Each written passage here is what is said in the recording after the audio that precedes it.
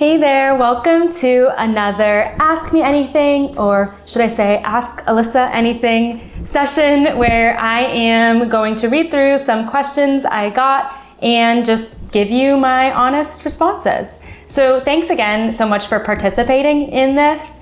I am really excited to be able to connect with you in this other way and maybe answer some questions that I haven't been able to address in videos so far. So let's dive into some more questions. Here's a good one. How important is it for unpublished writers to have a platform? To what extent does that influence publishers and agents? The writer platform is a huge source of anxiety for aspiring authors, and I understand why. There is a lot of pressure that's placed on this idea of you having to have a platform in order to get a literary agent and then in order to get published.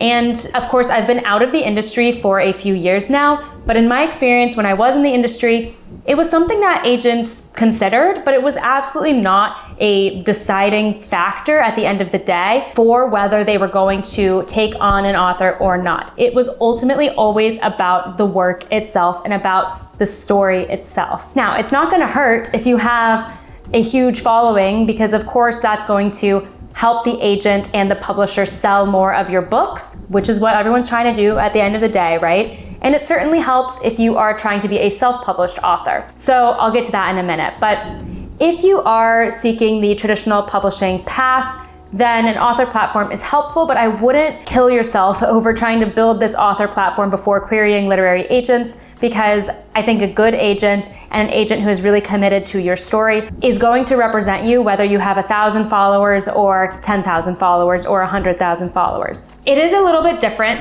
if you are writing nonfiction. So if you are writing nonfiction, your platform becomes a little bit more important because typically those books are more specialized. For instance, if you are writing business self-help, it really is more important for you to have an author platform, because then there's all these people who want to buy your business self-help book, right?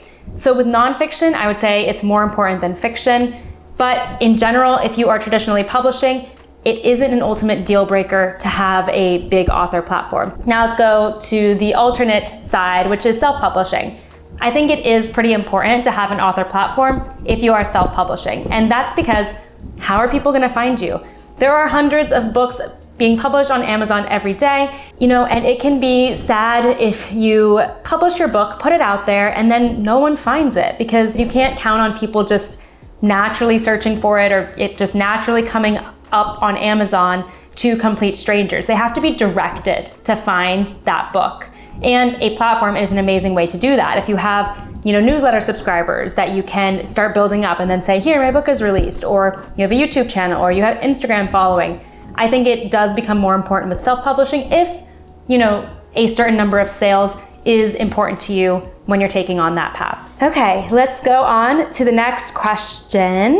How can I make my premise interesting enough in the blurb? I really like books that don't seem like much at first glance and then they become treasures for readers later on. I really like the content of my book, but I'm afraid that the agent won't be interested enough to request a full or partial because the blurb is too vague. Okay, this is a good one. With the blurb, I always say, think of it like a movie trailer. So if you close your eyes, think about your book, think about your characters' journeys, what are the shots that would be in that movie trailer? And what would the music be like? Would it be ominous or happy or inspiring?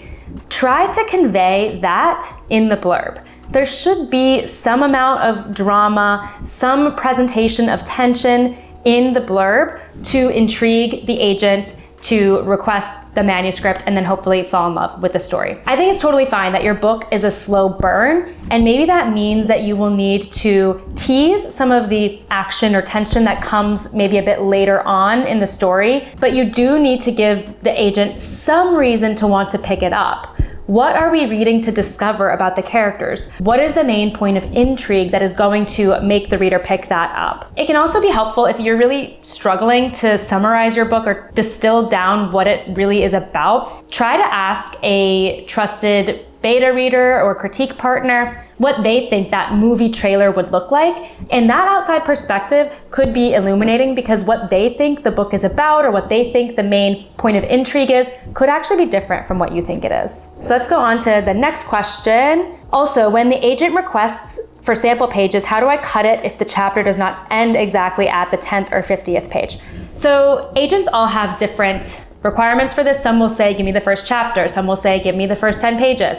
Not all books are broken up into clean chapters, so you kind of just have to follow their instructions. Whatever they say goes. If they ask for 10 pages, they're not expecting that your book is going to cleanly cut at a great point at that, 10-page mark. They aren't expecting that you wrote it with these specific markers in mind, so don't worry about that too much. They're going to be understanding and they're not going to care that it doesn't cut off cleanly. All right, let's go on to the next question. Who is most qualified to give feedback on an author's works? Family members, friends? Should an aspiring author seek a professional editor? Great question, and it's an important one because I firmly believe in getting outside feedback on your book, whether you are looking to traditionally publish or self-publish, because it's only going to make your story stronger, and in my opinion, it is the only way to make your story stronger. You as the author are too deep in it to see certain issues or see how things could be improved, so you need that external eye on your work. So who is that person? Who could it be for you? It really comes down to your personal situation. So some people are members of writers groups, some people take creative writing classes and workshops.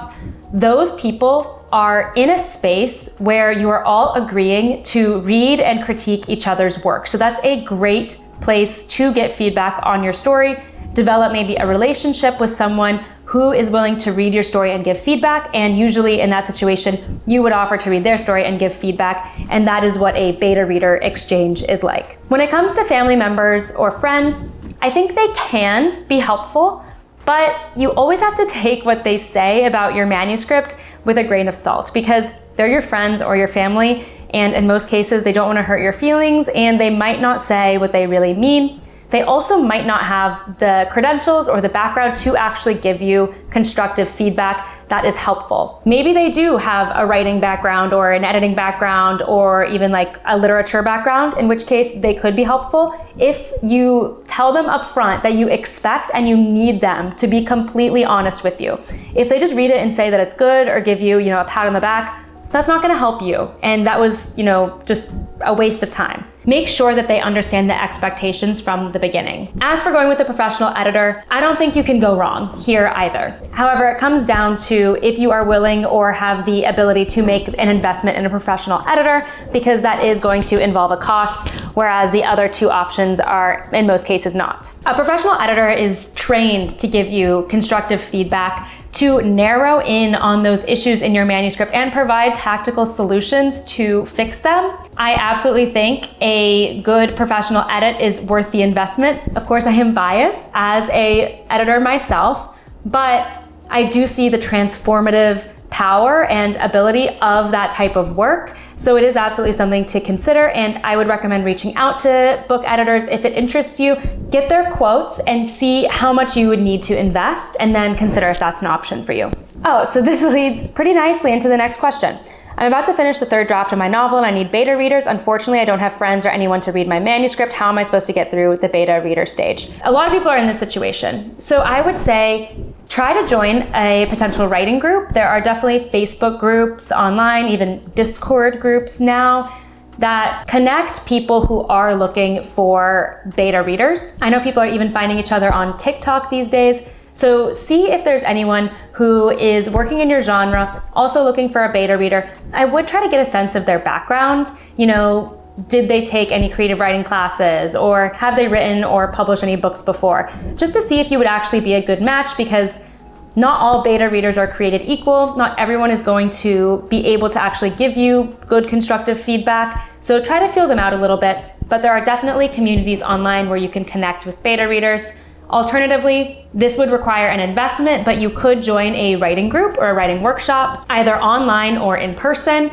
I think that would be very valuable. You are most likely going to have an instructor who leads those sessions and who provides you feedback as well. So even if the other students aren't necessarily your cup of tea or don't really provide you good feedback, the instructor likely will.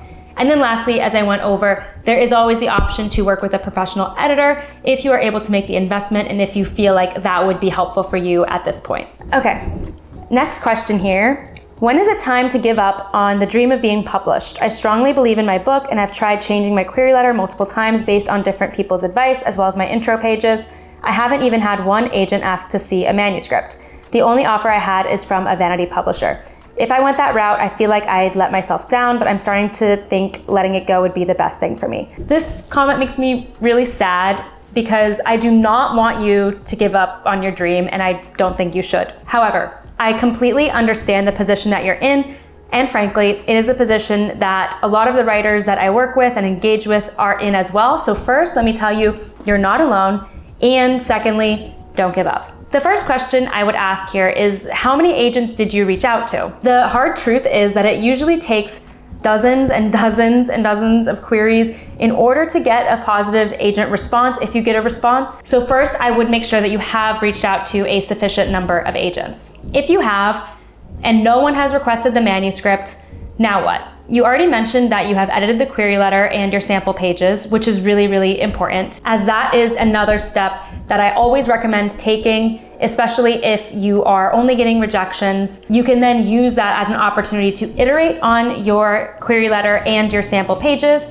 to see if those revisions actually are more engaging to a literary agent. If I'm being totally honest, sometimes at this point, it can be helpful to get your head in a different story and in a different project if you do want to continue writing. Putting away your manuscript for a while, even 6 months, a year or more, can actually be one of the best things you can do for it, because after that point, you will come back to it with fresh eyes, especially if you continue working on your craft in the meantime. And when you do eventually come back to that manuscript, you're going to be in a different publishing landscape as well. There will be different agents most likely who are open to queries at that time, and there may be a revitalized opportunity for you to publish that work. It's also possible that you could then query literary agents with the other book.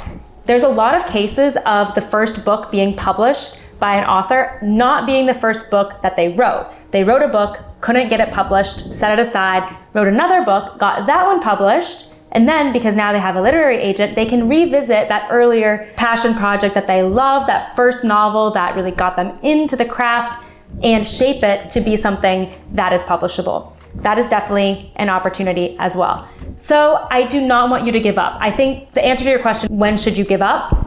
I think the answer is never. There's always an opportunity. It just might not be time for this particular book right now. Okay, let's go on to another question. You shared that a novel you worked on got made into an HBO series. Should novelists be looking to literary agents to negotiate film rights, or is that something that comes after the book is in print and hopefully successful? Great question. More and more these days, the film rights are actually sold simultaneously with the book rights, and that is something that the literary agent is going to handle entirely. If you get a reputable literary agent with experience in the industry and selling books to major publishing houses, then the film rights are going to be top of mind to them. It's not something that you need to tell them you're interested in or something you need to ask for them to do. They're already going to automatically be thinking about the film rights. And they are most likely going to be trying to sell the film rights simultaneously when they are trying to sell your book rights. The reason that you typically see films coming out way, way later than books is because the rights get snatched up really early, but then the film studios kind of wait a while, see what happens. Maybe they'll start thinking about casting and things like that, but they don't usually take a lot of action on it until the book has been published. And if it becomes a bestseller, then of course they're going to want to capitalize on that and then go make the film. But the film studios tend to sit on the rights for a long time. Also, it just takes a very long time to make a film. So that's why typically the films don't come out until much later, but the rights get sold very early on in many cases. Okay, another question. How do you prop up a sagging middle without adding too much fluff? So I guess my follow-up question here would be, why is the middle sagging? If nothing is actually happening from this point to this point and you feel the need to just inject action for the sake of it, then maybe the book should actually be like this, right? And then there is more action to come later than that point. I would just rethink the character journey from where the characters are starting and where they are ending, because the middle is not the place to just insert things for the sake of it. The middle is typically where you are building the character relationships, You're building the backstory, you're increasing the tension, increasing the sense of suspense and urgency leading up to a large point of conflict of some kind that then resolves. So I guess I kind of reject the notion that you need to prop up the middle. The middle should be able to stand on its own, if that makes sense. And maybe you need to just rethink the order of events of your story. I hope you liked this Ask Me Anything video.